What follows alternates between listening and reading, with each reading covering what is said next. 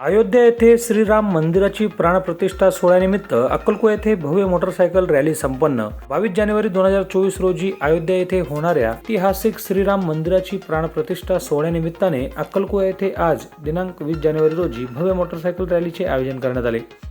यावेळी रॅलीची सुरुवात श्री हनुमान मंदिरापासून परदेशी गल्ली, महामार्ग, तळोदा नाका, कुंभार गल्ली, फेमस चौक, कोंडवाडा गल्ली, हनुमान चौक, लोहार गल्ली, आगीवाला चौक, झेंडा चौक, सोरापाडा, श्रीराम मंदिर, शिवनेरी चौक ते हनुमान मंदिरपर्यंत रॅलीची सांगता करण्यात आली।